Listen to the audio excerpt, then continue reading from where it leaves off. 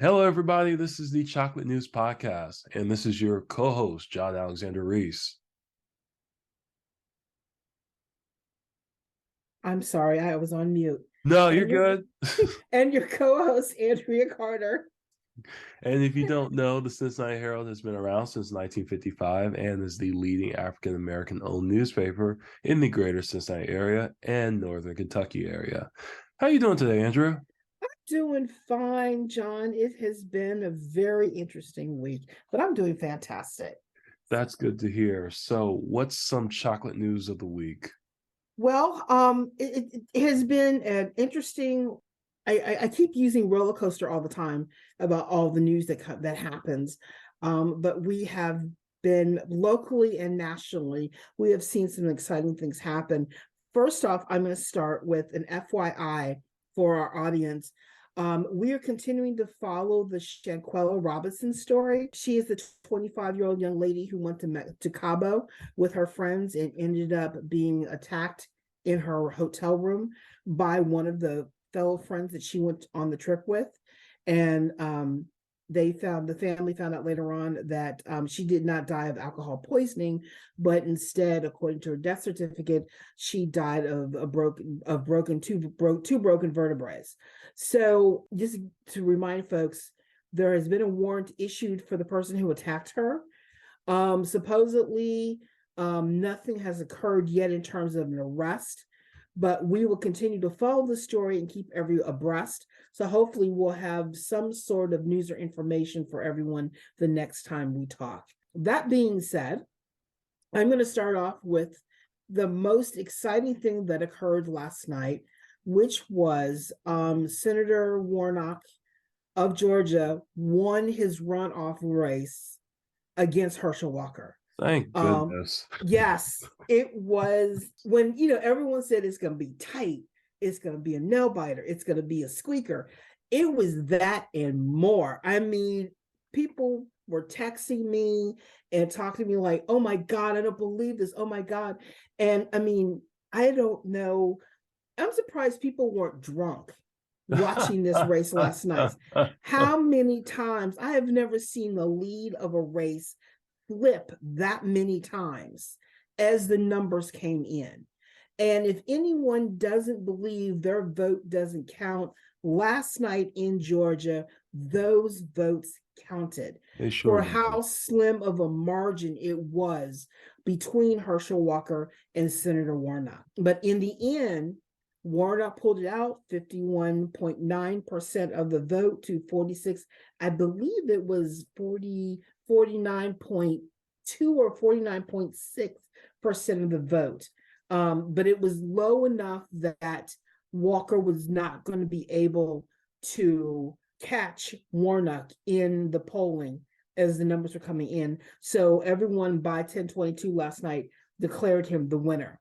And what was interesting is that this man has run for his office 2-3 times because he was appointed, had to then run for election real quick in the special primary.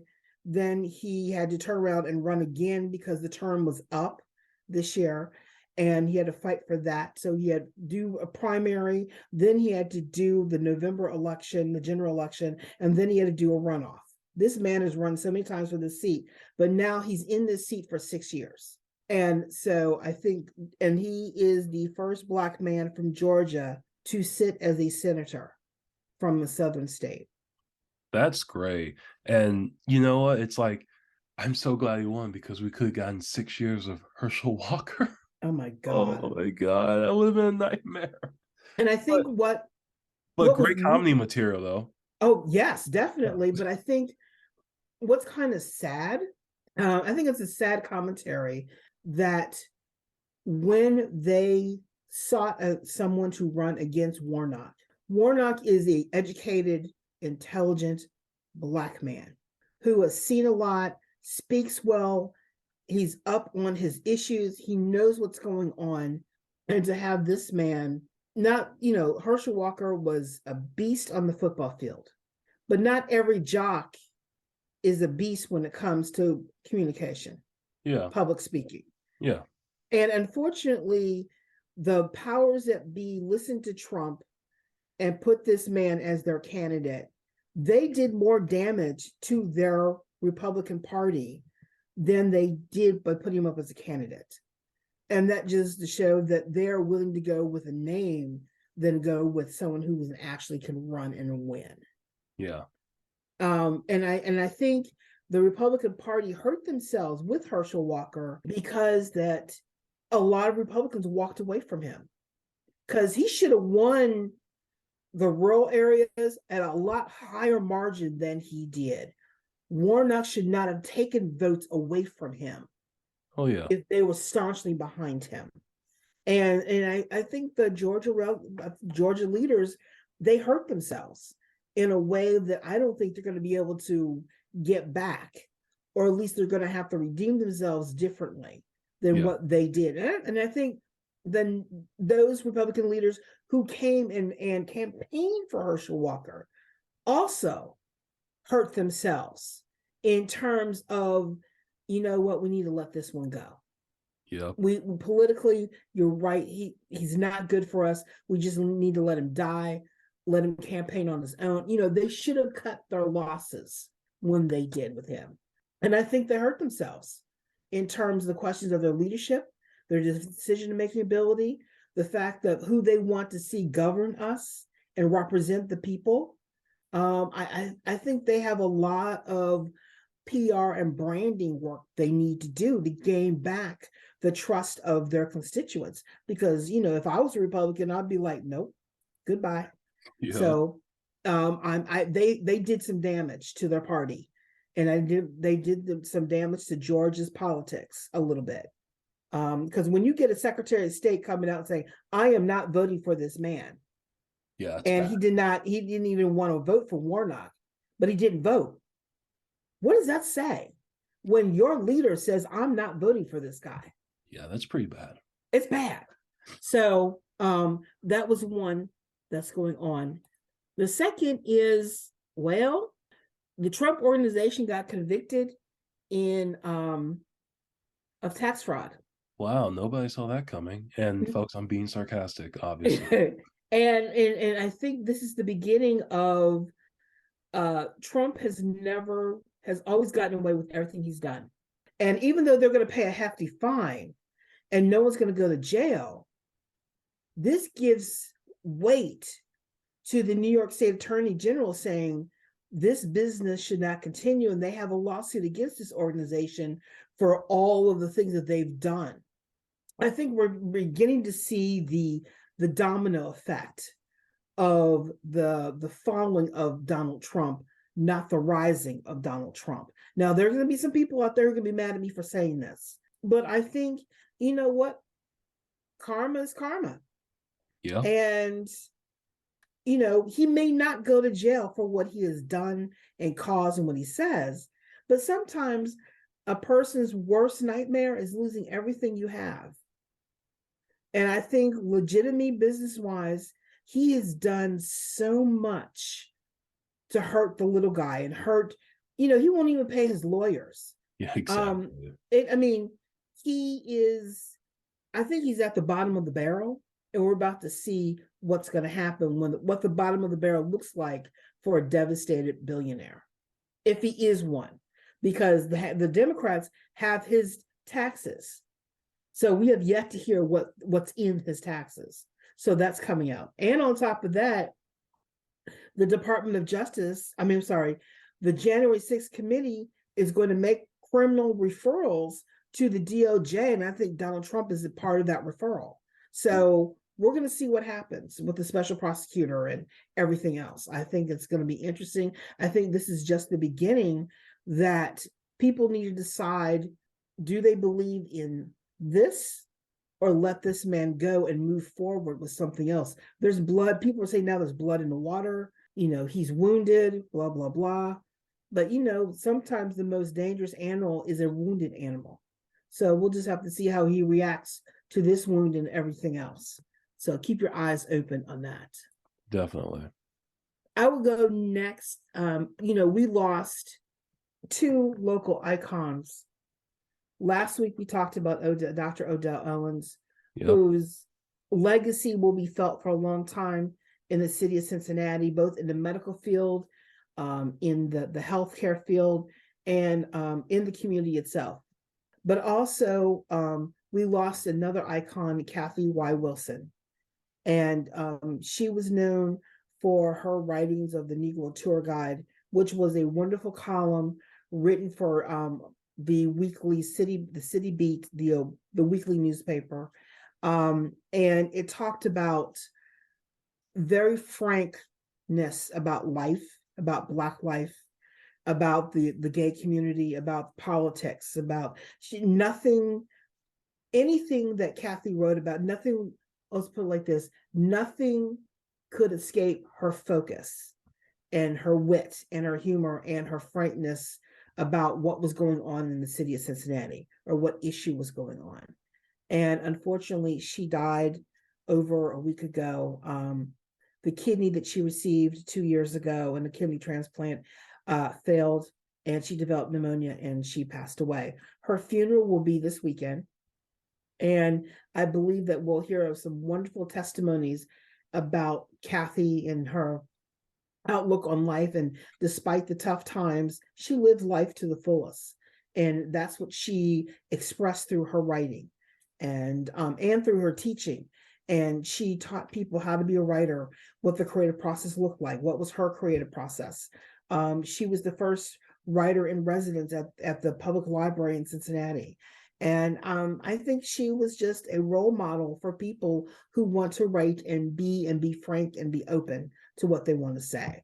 So I'm so sorry to see Kathy go. I am very happy to say that I got to see Kathy during her play, The Negro Tour Guide. The Ensemble Theater put on her play, I believe in April.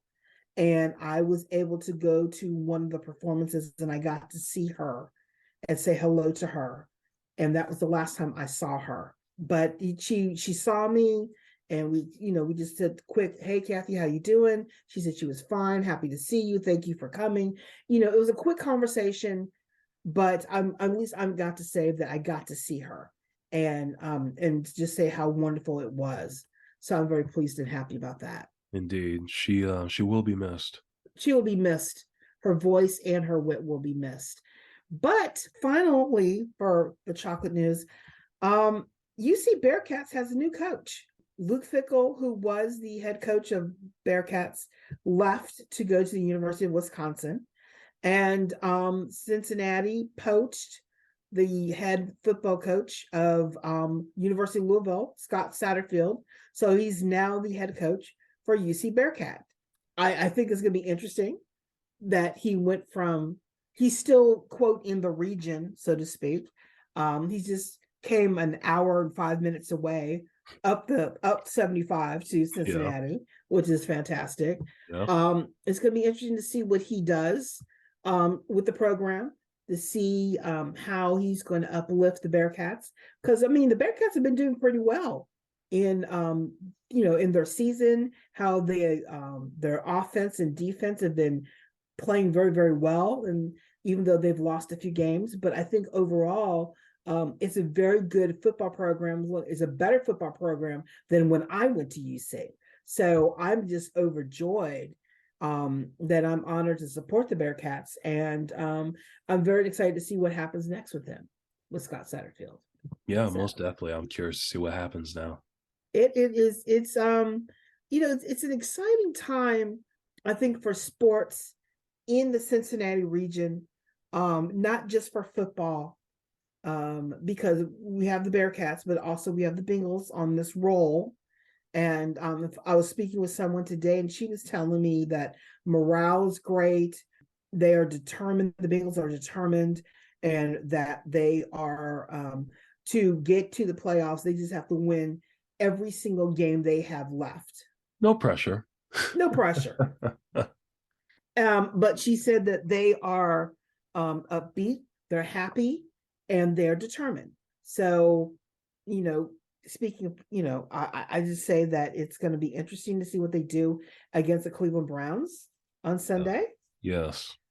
I'm going to keep my fingers crossed. So, yeah, me too. And we'll just go from there, and We'll see what happens. let's see what happens. And college basketball has started as well, so we're starting to Yes. see how that's working out with the Bearcats and the Musketeers, Xavier Musketeers, and then you have Miami University, their team and their league, and then also it's going to be interesting how the HBCUs in our region, both Central State and Wilberforce, will be doing in with the basketball. I think Wilberforce has a basketball team.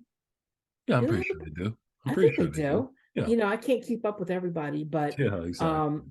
but I just know I think it's an exciting time to be an athlete in this region, and I just can't wait to see. Yeah. And that is all the chocolate news I have for today. All right. Well, thank you, Andrea. And that's it for today's show. And I want to thank you, Andrea, again for supplying us with all this good chocolate news. My pleasure.